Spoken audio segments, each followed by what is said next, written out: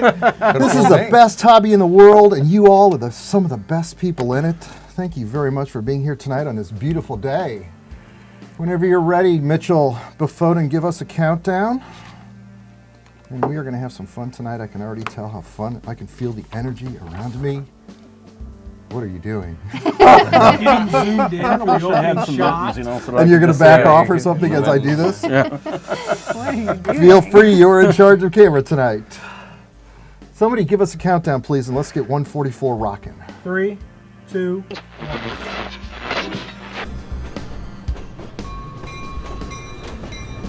The What's Neat This Week video podcast is supported by enthusiastic model railroaders just like you. And by InterMountain Railway Company, where the detail makes the difference. Check out their website at intermountain-railway.com. Additional support is provided by TCS, Train Control Systems. Check out their high-quality DCC sound decoders, throttles, accessories, and more at tcsdcc.com. Further support is provided by the NCE Corporation, the power of DCC. Visit their website at ncedcc.com. And thank you for supporting the What's Neat This Week podcast.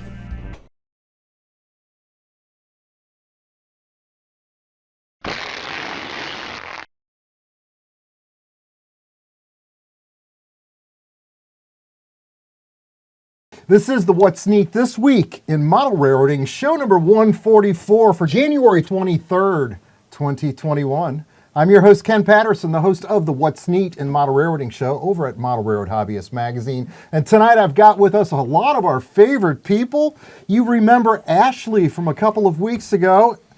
Hello, Ashley. Hi, good to be here. Ashley Criscione, all the way from Pennsylvania, and I've got her brother, Ray Brown. Hello, Ray. Hi, nice to be back. It's awesome to have you. You've always got interesting things to talk about when you come here. And look who's sitting next to me on the other side. I've got Dan Mycio, also all the way from Pennsylvania. Hello, Dan. Believe it or not, I'm not actually a robot. I am a real person. Dan is not on Skype tonight. He's like really here. Isn't this awesome? And Dan, of course, you'll remember, is from Train Control Systems, TCS, and he's got some exciting news to talk about tonight, too. On the very end, our favorite electronic guru who can show you how to make an ATM Tiny 13 chip work. James Regier. Hello, Hi. James.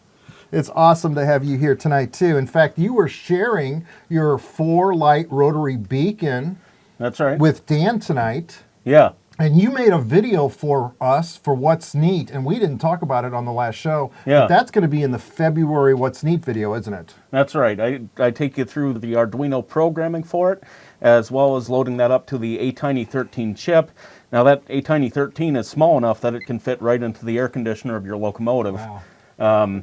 And that runs the whole rotary beacon from a simple lighting function on the decoder. What did you think about that when you saw that tonight? It's impressive. Yeah, it's a lot more to behold in person than it is, through like a video or something like that. So it's really cool to see.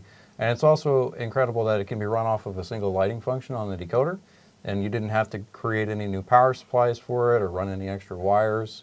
So yeah, it's very well done. That's Very the beauty nice. of this chip. It runs off of 3 volts just like an LED. Wow.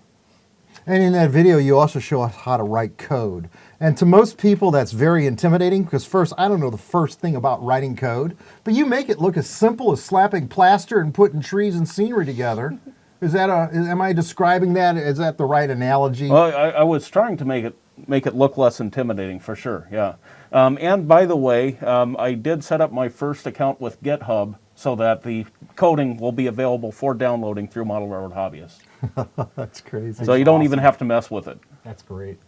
So we all went to Sugarfire today, didn't we? We did. Awesome. That's right. We got to see our favorite Sugarfire, Joshua Barton, down there, as he served us some of that great turkey and brisket and shared with us. He showed me the ribs coming out of the oven, the smoked It ribs. sure smelled good. Oh my God, the whole place was an experience for your nose, for your taste buds.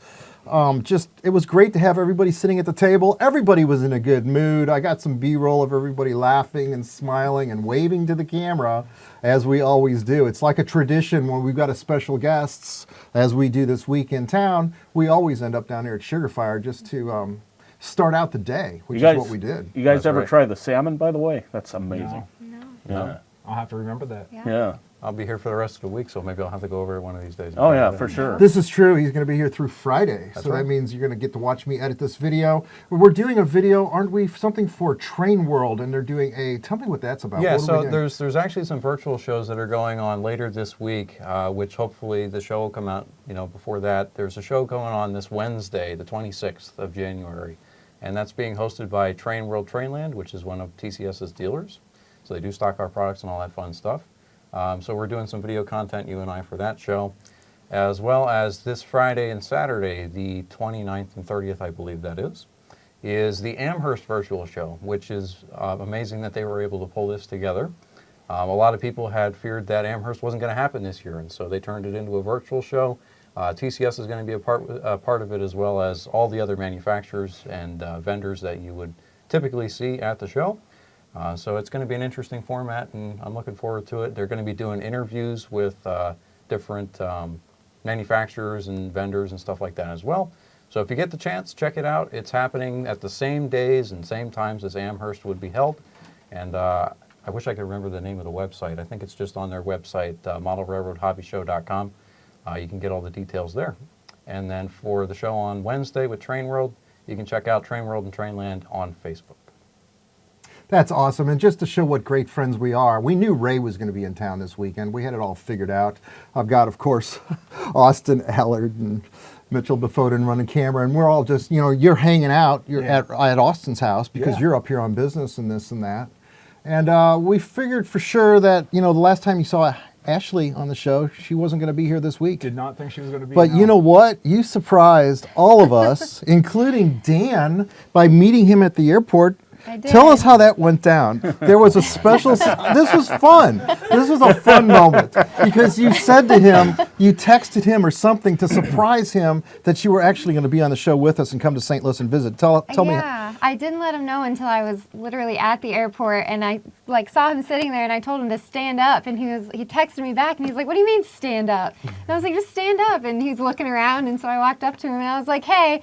And he was just in complete shock. He was like, "Wait, what?" He just didn't know what to say. I have no idea what happened for the next 5 minutes. That's awesome. What an awesome I don't think surprise. he said a lot. He just kind of sat there staring.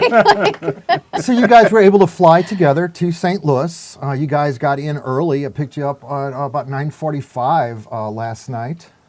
But we're really happy that both of y'all could be here and Yeah, it's a travel pleasure. together. That's Yeah, awesome. It was cool.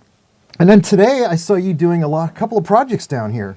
Didn't I see you working on a passenger car, Ray? You had Yeah, so it's a Bachmann 72-foot coach. I scraped the letters off this and relettered it for the Bessemer, which is what I model. And once I got to that level, I'm like, the only thing that's left is to put the people in, and I passed it off to Ashley. Ashley took it over. I got some B-roll right now. And what were you doing to the car, Ashley? I was putting the little people inside the car with little tweezers, which it's really transferable from cake decorating, because you would have to use little tweezers with the little butterfly fondant things and put them on the cupcakes. And so, for anybody's wives or daughters or anything watching this, it's really easy, and it's not any different from if you decorate cakes or if you're trying to do little projects. It's simple, and it's fun. You didn't even glue your fingers together. I did not. And you used two different kinds of glues. You started out using super glue, otherwise known as, what do they call that? Contact CA. cement. CA, right. And then you started using tester's glue. Tell me, which glue did you find that worked better for you for that project? I liked the tester's glue better. I felt like it stuck better, and it just didn't get on my fingers as much as the super glue did. I liked that one a lot better. That's awesome. Yeah. See how fast we got you modeling. I typically use microcrystal clear for that purpose. Crystal clear would be a good Yeah, glue, too. it tacks nicely, and if you want to remove it later or rearrange things, it doesn't leave the mark that super glue does. And you used true. another glue tonight. There's all sorts of different glues we've got down here. We've got that Woodland Scenics temporary glue that I used for gluing down figures, but you used it for something tonight too, didn't you? For the Yes, throttle? that's right. So on the throttle here, this is the prototype of the TCS UWT50. I've got it right Nice here. This was a 3D printed case, which we printed on our 3D printer at TCS. And so it came out in a very shiny translucent blue, which is pretty cool all by itself, but I also took the time to spray paint it.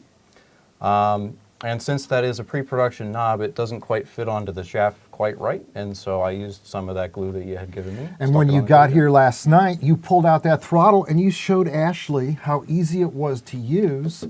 And you guys were actually, did you find it actually simple? He showed and pointed out some of the major points on how to make it operate. Tell me what you thought about the way it felt ergonomically to you. Yeah, it was really simple. Once he explained what the buttons did and which ones you have to push, it was really easy to. He showed me how to program if you want to change one of the buttons to do something different. It's really simple to use. That's right. And that's coming from someone that doesn't know how to do any of that. That's stuff, awesome. so. Yeah. That's a big thing about it, and that's exactly what we're going to be doing our video for Trainworld and Trainland on, is talking about how simple and easy the throttle is to use, and how we focused on the user experience and the user interface side of things to really make this a comfortable throttle in more ways than just in your hand. Well, and I like the ergonomics of it, and I like how you've duplicated absolutely everything that's available on the on its bigger brother here. That's right. That you're not sacrificing anything by using the utility throttle. That's pretty awesome. That's Yeah, right. But it's old school. I love that rotary knob on it. Yeah. Dan, Absolutely. Didn't you say something about there's like a switching mode that you center neutral and rock one way for forward, walk one way for reverse? Yeah, so with the potentiometer versions, like this one here, we're going to be implementing yard mode in a slightly different way. If you're familiar with the UWT100s in yard mode, it's a method which you can use to control your trains more like a yard engine, making it a little bit easier to use. Without going into too much detail on it, the way that we're going to be handling that on the UWT50 with the potentiometer is in the potentiometers that we're going to be including on these, there's what they call a detent in the center. So you can increase it, and once it hits the center point, it kind of hits like a little bump, and you have to apply a little force to knock it out of the bump one way or the other. So for yard mode, that center point is your 0, and then you turn it one way to go forward, one way to go backwards. That's great. Yeah. I know. And, you know, people, the #1 requested feature from people for the UWT100s is, when am I going to get a potentiometer version? When am I going to get that hard stop forward, backward? Because people are used to running their MRC power packs, their Bachmann power packs, where you go, you know. That's what one we way or the like. other. We love the knob. I feel Yep. comfortable with something I'm familiar with. Exactly. Right? Yeah. I mean, I don't get me out of my comfort zone. I want to run my trains and enjoy it. And sometimes, you know, especially slide switches. I remember there was one throttle one time that had slide switches on it. And I can't even remember what that was, but it just didn't fit what I was used to. So I was like focused more on, okay, it's like using these sliders on the sound table. I don't want to use my soundboard to run trains. But you give us a knob and rock and roll. It's like happiness is. I know that sounds ridiculous, but there's something about the comfort level of, I want to pay attention to the layout. I want to enjoy the scenery, and I don't want to sit here and focus on how do I make my train work. That's right. So That's exactly the purpose Call me behind blonde. our ideology with the universal Wi-Fi throttles and the Wi-Fi command system, period, is we want to give you a user experience that makes the complicated parts about DCC very simple and easy to understand. We're trying to take the learning curve out as much as possible, and part of that is including these large screens. You know, like you have on the UWT 100, you have it on the 50 as well. All the same information is displayed as well on the UWT 50 as you find on the 100. It's just a smaller screen, isn't It's it? smaller. It's physically smaller. And so that means that unlike some other utility throttles that are on the market today, you have more information that's being displayed to you. You can understand what's going on. And I think that one of the really great features about it That's is cool. the fact that you can see what the speed is. Now, like take, for example, UT4 from Digitrax, or like a, you know, the NCE one. You can turn the knob, and yeah, it's got an indicator on it as to where it is, but it's, you know, you don't know exactly what speed you're going. Now I saw you were using this system tonight with the NCE and the Digitrax both. That's right. So explain to us how that worked, because you were doing it a different way. With the Digitrax system, you were going through the Wi-Fi system that's built into my Digitrax system, right? Yeah, you have an LNW on And it. then with the NCE system, I had to give you the laptop computer, and you plugged the NCE system directly into the laptop. Explain both ways of setting that up while I go grab an NCE So you throttle. you have what's called, for NCE, you have what's Right. called the Powerhouse or Power Pro system, Right. which is the 5-amp system. It's a big metal box, right? And for those systems, they have a serial to USB connection which the USB plugs into your laptop or your computer or whatever you run in JMRI. And then the serial port connects right into the system. With your Digitrax system, you have a simple plug-in bus connection in the LNWI that communicates over LocoNet, Wi-Fi, right. creates its own Wi-Fi network. Similarly for NCE, there is a product that's available. It's available from a company that's called WiFitrax. So if you want to run it without having to use a laptop and JMRI, that product is available. You can check that out on wifitrax.com. It is the WFD30. And it's a plug-in NCE cab bus device, creates its own Wi-Fi hotspot. You can connect right to it, and you get the same sort of functionality and features that you get with a LNWI. I love that you know all this stuff because I don't know all these different things, and you just rattle it off like Yeah. it's simple, right? Yeah, that's something I'm going to have to write down. It's too. so much cooler to have you in person than on the TV set too. I mean, I just want to tell you, it's awesome. Yeah, I mean, being the project manager for the universal Wi-Fi system, period, lends me to the knowledge of understanding how all these things work. So I can just kind of rattle it off because I've been working with it since day one.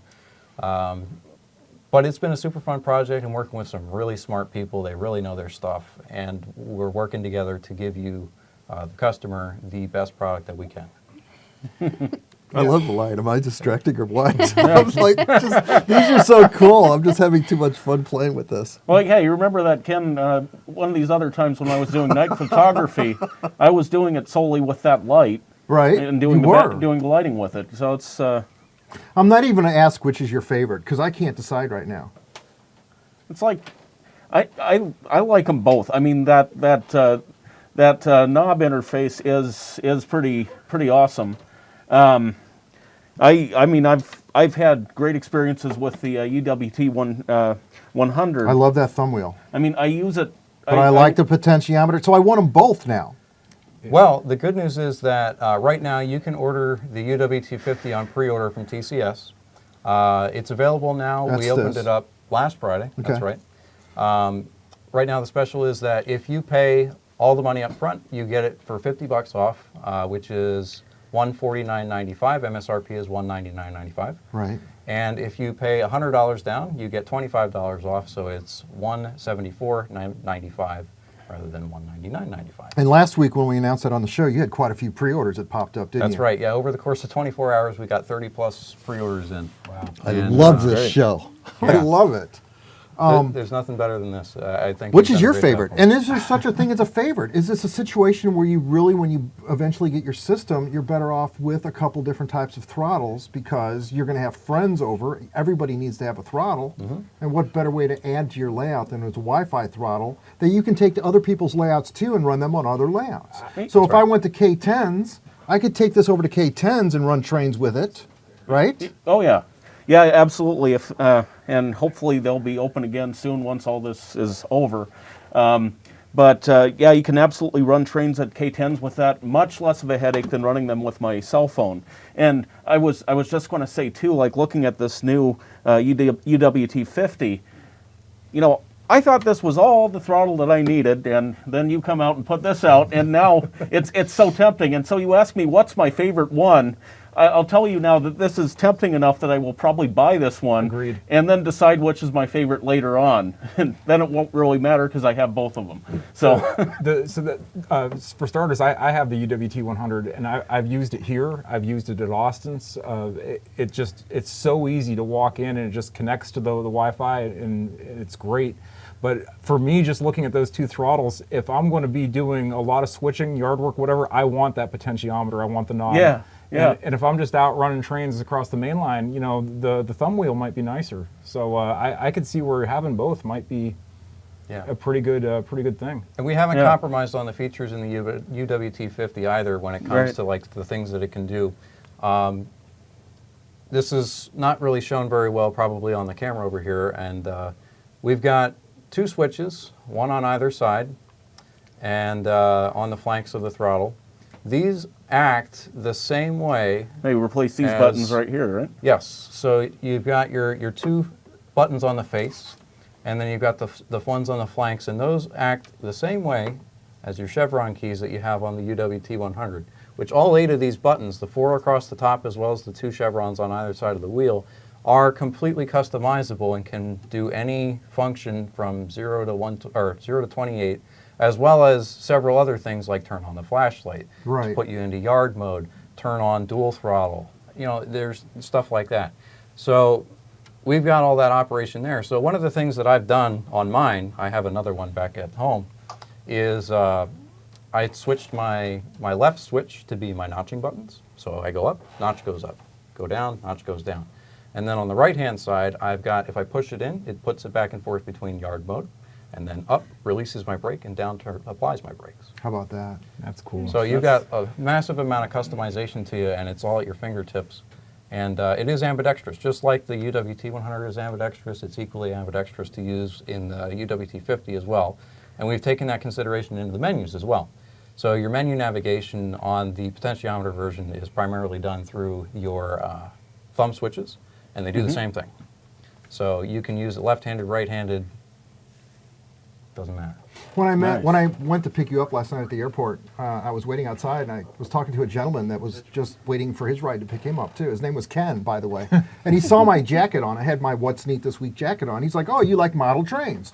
And he's like, "I love model trains too, and I'm interested in getting involved in DCC." Well, I gave him a card and I invited him over here. I said, "Come on down here anytime you want, and I'll talk to you about DCC." But it's important to point out that this is not a DCC system. This is simply a throttle to add on to your existing system. And in this case, on the table, we've got the NCE systems, which you were using this evening to run the N-scale layout that I was showing. That actually you helped me lay track on the N-scale That's right, layout. yeah. I can't wait to get you to talk about how easy it is to bend microengineering track. It's Because you easy. literally learned how to do that last Yeah, night, right? It's got a learning curve to it, literally, but But we were running the layout with the NCE, the great big, we had the power cab on that layout over right. there. That's the smaller system that just plugs in the wall. That's the $199 system. What we've got on the table here is a big system that I run on my layout, which is like $500, runs the whole layout with radio, 2 radio units here in the basement, runs on the many amperage, a lot of trains at one time with the system. And I've always had 2 different kinds of throttles that we can use with it. I've got the larger ergonomic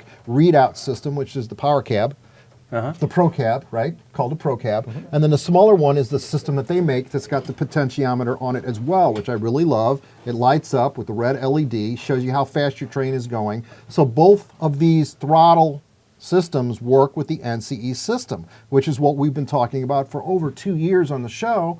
We know that the folks in England, our friends, have purchased it. Folks all over the United States have purchased it, no complaints. But these handheld throttles are an add-on to your NCE system. They act similarly to that of when you see people using a cell phone to run their trains. Except for, as you've described to me in the past, when you use your cell phone at K10 and the phone rings, all of a sudden you lose control of your train. So Right. using an upgraded throttle like this that's specifically designed for your trains, which is what TCS has designed with the UWT-100 and the 50, is a system that when the cell phone rings, you don't lose control of your trains because it's dedicated for just that. And right? the other thing that I'll point out too is that, again, and I've mentioned this before, but the consisting is just so much better on this than with I the remember cell you talked phone. about that. Because you can hook up a locomotive, pick up another locomotive, put it into consist almost instantly. You just add it, tell it what direction you want it to go, and it's your trailing unit, and the throttle will then send the signal simultaneously to both units. That it will send the headlight signal to only your lead unit, the horn signal only to your lead unit, but the prime mover sounds will be transmitted to both of them. The brake signal will be transmitted to both of them, and so it'll make them work together very nicely. And the nice thing about consisting with this method, as opposed to virtually any other method that you have, is that if you forget that you're consisted and you take the locomotives off the track and go home, like say you're operating the club, no problem.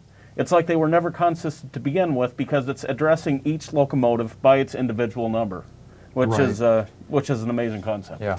To make it a little bit more complicated, and basically to say the exact same thing as you, we refer to what we put in the throttle for our consisting system, we refer to it as in-throttle consisting. And what that means is the throttle is actually managing the consist. Consisting's hard, man. Like if I had to talk to anybody on the phone for tech support, that's like my #1 question. How do I consist my engine? It's hard. It's hard to explain. And so, you know, there's all different kinds of ways of doing it. You got the way that you can do it automatically through your command station. You got it the way that you can do it through the decoders. And depending upon which way you do it, you have different settings that you have to set up. Right. And even if you manage it with your command station, sometimes there's decoder configurations you have to do too. And instead of taking all of that complexity and applying it to all your different locomotives in your fleet, you say, forget about it. Just grab a throttle, consist your locomotives, take your functions that you want to use, don't take the ones that you don't, set it up in the throttle, wham, boom, bang, you're done. Right. Your consists come with you because the throttle comes with you. You save the consist in the same roster sort of system that you have for recall. We use the same thing. So you can have up to 20 locomotives or consists. I think it'll be up to 30 now. Locomotives and consists stored in the throttle at any one time. And the way we control our consist, we call it cab control. So you pull up your consist, and then you can select which locomotive within the consist it is that you want to control, and that engine becomes your lead.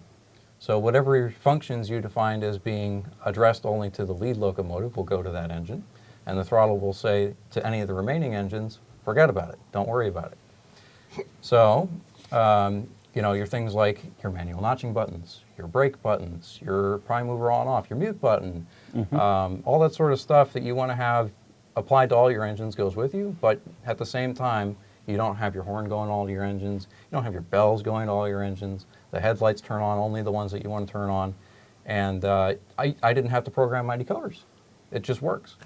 Okay, so on my old Digitrax system that I used to run down here all the time, I remember when you did a consist, it got stored in the box. It got stored in the system. And what you're saying is, if you program your consisting with something like your system here, the handhelds, it's stored in the handheld. Correct. So if I take my trains to James's house, my 3 engines that are consisted, or I take them to Daniel's house, they're all going to work the same? Correct. Well, you know, that's kind of convenient. Right. Exactly. Now, I just learned that tonight. I just learned that sitting here. I had no idea. That's smart. Yes.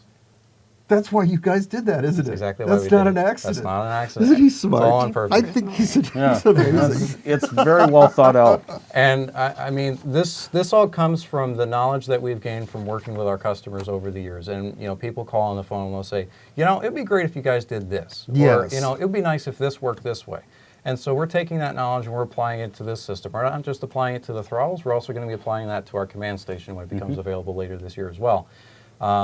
Which is on the way. People keep asking me about it. I don't have an official date for it yet, but it's coming, I But the promise. new smaller throttle is going to be out in June. That's right, yes. So we're going to in be shipping June, even though these are pre-orders that folks are taking, now if you Yes. want to buy one of these, you can get those now. Yep, the UWT-100s Yeah. are available. Now, on the last website. night you were running this Canadian National engine on the layout. Yes. And one of the features we found out about this, and by the way, this is InterMountain's brand new ET44s. Am I getting that right? That's correct. General Electric ET44 AC Tier 4 locomotives. And the Canadian National number 3118 is what we were running last night on the layout. That's right. And I need to take a photograph of it with its lights on to show you, not only did it have ditch lights on it, but it had this red emergency light right above the ditch light. It's And for you and I DPUs. studied that. It's for DPU. Yep. You and I studied that and thought, wow, how ingenious. We wondered how they even wired that up. Yeah. That's amazing how they're able to get lighting like that on these locomotives.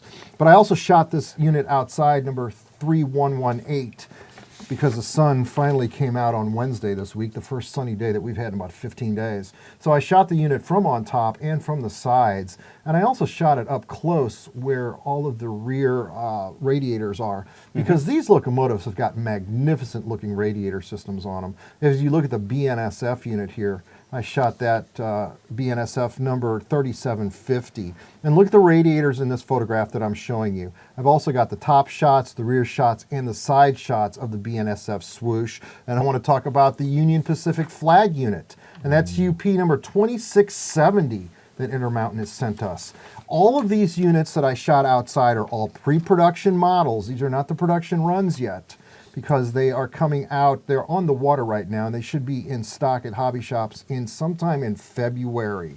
But these come with ESU Loc Sound, V5 DCC sound decoders.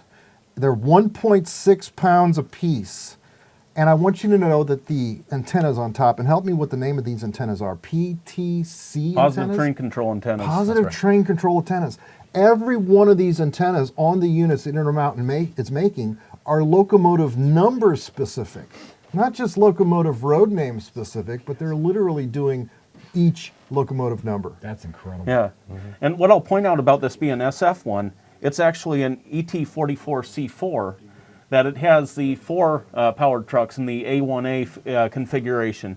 And you'll notice here it has, on the sides of the trucks, it has that little lever that can raise and lower that middle truck. And Ray, I understand you worked at GE designing this stuff. Is that correct? Not designing it, but I was all around it. Yeah. And yeah, that center axle, it doesn't come off the rail, but below 15 miles an hour, it sort of takes the weight off that center axle, so the engine squats down on the axles that are doing the driving and gives them better grip. And then over 15 miles an hour, spreads the weight out better for flying down the track. And I've just been looking at the positive train control array on top of this BNSF locomotive, and I was at Wadle Acres, here over Christmas, and that's this replica of a Santa Fe depot that this guy has built in Peabody, Kansas, and so had a pretty good luck that day. 2 or 3 trains came by, and I was just looking at some of those photos, and I was like, man, GE got the detailing on those PTC antennas right. That they model InterMountain very well. They are pretty amazing. All these units come with LED headlights, ditch lights, number board lights, and walkway lights. And like I said, the Canadian National unit has that illuminated red DPU lights on both ends. That's absolutely amazing. That's really cool. Rotating bearing caps on all 12 axles, see-through etched metal grills on these units, numerous printed warning labels, and InterMountain is taking great pride in the sharp laser painting that they have applied to these units. These are some of the most outstanding, most detailed units to date from InterMountain. All new tooling, angled exhaust stacks, just absolutely fantastic. Check them out at the InterMountain website at intermountain-railways.com. Thank you very much, InterMountain, for sending these to us. And I'm going to make a 5 or 10 minute video on these units. There's a couple more road names that are going to show up here in the studio. Yeah. And we're going to make a really cool video for InterMountain all about them. Well, I tell you, I am so glad they're back. I know. How about all this? Is this cool or what? Awesome. I love it. And then you've seen, obviously now, the last time you were here, I asked you, what did you think about the big layout? But tonight, you got to see the N-scale layout that we're building for the What's Neat show. What did you think about the N-scale stuff? I love it. It's super cute. It's cute. It's cute. It's so little. Let me show you some B-roll of this. Last night, I got the main line glued down. In fact, Dan Mycio was here helping me work on that, and he got to bend some microengineering track for the first time. But it runs, folks. We got the first main line running. He suggested to me to do a 19-inch minimum radius. And so that's what I did. I did 19 inches on the outside, and I think on the inside I might have went a little tighter. I went 1.5 inches tighter, so about an 18-inch radius on the inside. The auto racks make it through it just fine. We ran the auto racks, the InterMountain auto racks on it. We got some more turnouts. I've got $300 worth of microengineering turnouts on that, 13 turnouts and a lot of code 55 track. And we're building this layout for a segment for What's Neat video to run at Model Railroad Hobbyist Magazine, probably in March or April. And I want to say something about N-scale. I cannot tell you how many times, I'm going to get on a soapbox here, how many times folks have written in readers' comments, how come you guys never have N-scale on the show? And honest to gosh, it's because I only do photographs for Bachmann or Athearn or sometimes Atlas. I get various N-scale products to shoot for ad photography. So I'm essentially building a diorama, which means a couple pieces of track. I showed you one last night that was super elevated, so that we shot some of these really cool Bachmann shots. I'll show you the Rio Grande shot right now, because I can do that while we're talking. And this is N-scale, and you're like, that's N-scale? Yeah, It's like, yeah, it looked exactly what I dynamite. Yeah. But I've never actually laid turnouts and built an N-scale layout that had to function. And I got to tell you what, working with the microengineering rail joiners and the code 55 weathered track and the turnouts, I have a whole new respect for N-scale modelers. There is no room for deviation. There's no room for a mistake. Yeah. N-scale is difficult in that it is small. It's got to be precise. Otherwise, you have issues with derailments and trackage. HO-scale and O-scale and ON30 and HON3, all that stuff, that's easier to do because it's bigger. Oh, I yeah. have respect for N-scale now It's that I've like- been messing with this. It's like any goof you make in N-scale, that, the size of a goof that you'd make in HO scale, it's nearly doubled in N-scale. just from a scale perspective. Yeah, So- literally, it's 144 times bigger of a mistake than it would be in real life. Yeah. Well, I was blown away. In fact, before I even glued it down, I taped it down. I soldered all the turnouts together so they wouldn't shift and move. And that's something I don't have to do in HO scale. And generally in HO scale, it's so big, it's going to be there the way I put it. And when I come back to go work on it later, it's still going to be there. But with the N scale, I felt very uncomfortable with letting it sit on its own. So yeah, the tolerances are much more demanding, I would say. Is that the right word? Yeah, yeah, that's a fair way to put it. N-scale guys are definitely, if you're modeling N-scale, you guys have really earned my respect. But what Nice, I like, Ken. what I like Yeah, about you do model N-scale, don't you?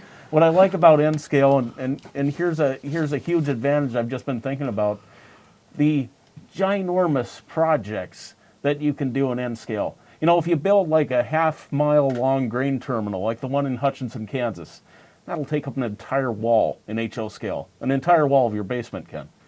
And True that. if you do that in N scale, you know, it's still large, but it's Manageable. more manageable. There's some advantages for sure. Yeah. You know, N scales come so far because you know you look at where N scale was 20 years ago versus now, and I'm a diehard HO guy, and I have to admit, I mean, you look at the N scale stuff, it runs just as smooth, it sounds just as good, it's amazing. That's awesome. I want to thank Ashley very much for helping me open up. I'm working on March and April presently for the What's Neat videos, and you opened up, you and Michelle, my lovely wife, and yourself, opened up April's video where you do that part where you say What's Neat for April starts right now. Yep. So I'm showing that That's clip it. right now. High five. Thank you for that. And you went to a museum today. Tell us about your experience and what that was all about. Yeah, Ray took me to the Iron Spike Museum.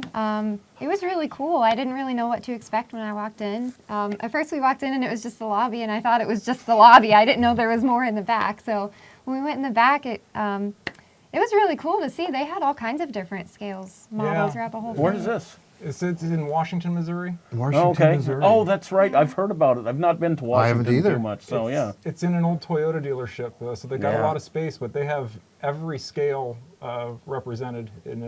It's amazing what they have there, and including they had a very impressive collection of Mark's Toys 3-rail O-gauge, and that's special for Ashley and I because the Mark's Toys factory that made the trains is in our hometown. And pretty much everybody in the family worked there. I would think everybody actually in the family. Wow. Yeah, Oh, it's man, all those family old work Marks, then. that's classic. Everyone had a Marks train set. Yeah. Yeah.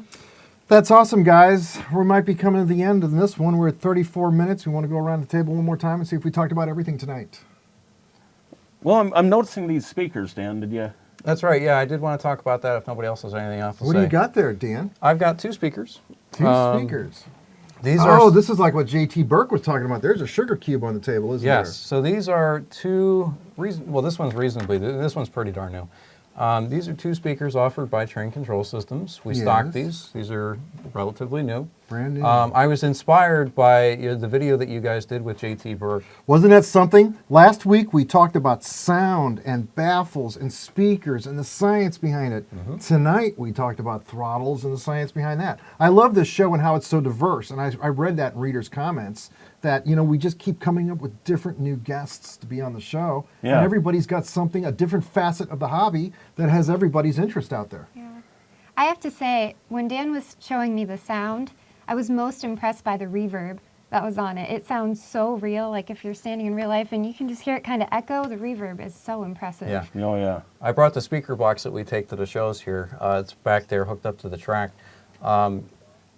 We use that to demonstrate how much of a difference it is for our sound decoder platform compared to our competition, where the quality of our sound decoder is CD quality, 16 bits of resolution at 44.1 kHz on every sound. And when we do our audio editing, because of the platform we have with the SD cards, we have a lot more space to work with than on your typical sound decoder, which means not only can we store all these sounds on these decoders in high quality resolution as well, you don't lose any of the sort of fidelity in it when it's being played back. So the better the quality of the speaker it is that you're working with, the better it's going to sound.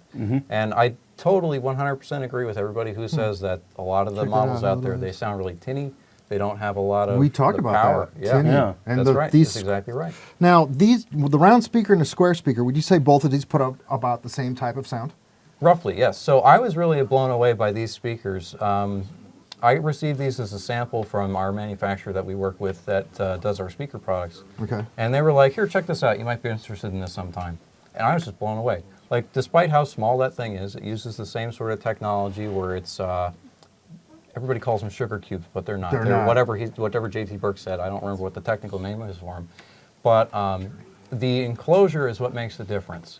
And the audio engineers, or not audio engineers, but the sound engineers, or whatever you want to call them, at the manufacturer that made these know their stuff. And you know, it's a pleasure to work with them. And if you get the chance to check out one of these speakers, they work very well with like a model like this. Your typical diesels, they'll have like an oval speaker, or like the sugar cubes, and this will fit into the same space. And it throws out a lot of sound. Like they're loud, they've got good frequency response. But you know, nothing compares to a nice big speaker, and that's what that the other one that was getting passed around the table was. It's a 28 millimeter, 4-watt, 4-ohm speaker, and I can attest to putting those inside steam engines. There's no comparison. Oh, you're doing some engines Yeah. for me. You're going to That's do right. my alligators. My Broadway Limited alligators are going to get wow sound in them, aren't they? And we're throwing that speaker in all three of them. Yeah. Which one of those speakers you putting in the alligators? That That's high the round bass one. one there. The that's round the one. That's a Oh, I 4-watt, can't wait to see 4-ohm. how that turns out. Yep. Because those were the first sound engines I ever bought. 2005 maybe? Might have been earlier than that. I can't remember how early I bought those. Now, yeah. I'll just say I sort of 2001. That's when it was. Yeah, it was back there somewhere, and I remember that one of those Broadway Limited RSD-15s.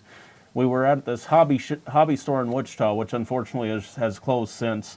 But yeah, we saw that there, and I just really liked the look of those gators. Right. They're cool engines. I used to Yeah. have a set in brass. Yep. I paid $700 a piece for my brass Santa Fe Tiger Stripe alligators, RSD-15s, right? And they were beautiful. But then Broadway Limited came out with them, and I sold the brass ones because now all of a sudden you could own a set for so much less with sound in it. The brass ones didn't have sound. Yeah. The brass were made by Overland Models, which had the Overland Models gear whine in them, which was standard, that sound that I used to love. But then once sound systems came on the market, I wanted the locomotives to run more silent. I didn't want the gear noise to compete with the speaker sound. And Broadway Limited at Right. the time was the only game in town, and I didn't know any better. It sounded great. Yep. And I've got a lot of respect for JT on the show last week. And He what was does. amazing, wasn't he? Yeah. His work. If you have a chance to pair a wow sound decoder with one of his speakers in your model, do it. They are amazing. Yes. They are a great pair for I'm each gonna other. have to try. And by the way, while we're talking about JT, he did have a promo that you type in Ken 10. That's Ken and the numeral 10. And you go to, if you go to scalesoundsystems.com, you get a 10% discount. Is that right? Yeah. How great Yeah. is that? Wow. Now I didn't even know about that. Yeah, Well, yeah. thank him for that. Say Yeah. that again. How does that work, James? It's you go in and for the promo, you type in Ken 10. Wow. That's KEN 10. Hear that? I'm a 10. All right. I think we're getting crazy. Now it's time to end this one, right? Ken, I got two real quick things. That I've used that round speaker. It is phenomenal. That's a great speaker. But Well- you know, all this talk we were talking about how easy the consisting was. You know, the whole time I was sitting here thinking, this might be the thing that gets you to just stop programming all your engines to 3. I do like Yeah. number 3. I'm telling you what, the N-scale layout over there is all Right? number 3 right Yeah. now. And they work. They run. Bachman sent us 2 GP35s with sound. I don't know how they shoehorn sound into N-scale. Go figure. But they sound great, and it's running, and I can't wait to get back over there and work on that. It's magic. The last thing I want to say is ZYX Creative. That's the name of the company. John Fowler. He's the one that made me those cactus when I was Yeah, shooting right. the Bachman cover in G-scale. I know you're digging out the HO-scale cactus. I can see that. I want to thank John very much for the timeliness. You got me those cactus, those Saguaro cactus, in 48 hours. Wow. And I was able to get that Bachman shot done for Bachman trains. That cover's coming out for when we finally have train shows. They'll be handing out the free Bachman catalogs that you'll always be able to get with that beautiful cover. Thank you very much, John Fowler at ZYX Creative, and you can check out his website. John Fowler offers custom work. Now, last week you saw James Regier had brought that Budweiser wagon, but wasn't really a Budweiser wagon for trademark reasons. But he had the Clydesdales in the wagon here because he's gotten good with his 3D printer. Well, there's a lot of folks out there that desire model railroad products, and John Fowler can create them for you. You can contact him through the website that I just mentioned at ZYXCreative.com. And there's a few things that I'm going to talk about on the next show. I've got a lot of photographs to run of various custom projects of tunnel portholes and bridge piers and all sorts of really neat stuff that would take otherwise forever to scratch build. But if you've got the dream and you've got the idea, John's the guy that can do the custom work for you, and he's reached out to me and asked that I promote some of his ideas on the show. So check it out, and on the next show, which will be the first week of February, we will talk further about that. And so with that, I want to say I'm sitting at this table with some of the best friends in the hobby. This is the best hobby in the world with great people just like this, right? It's a good place to be. Ray Brown, Ashley, rock and roll. I'm so glad you could come back and be with us. Me too. Dan, it's going to be awesome to have you here the rest of the week. Yeah. James, Oh, yeah. we love you, buddy. Mitchell Bufoden for running camera. I got Campbell Rice sitting back here hanging out, Austin Allard and all our friends sitting back there. Thank you so much. This is the best hobby in the world, the hobby of model railroading. What's neat this week? So at this point, let's say it all together, guys. Let's go run some trains.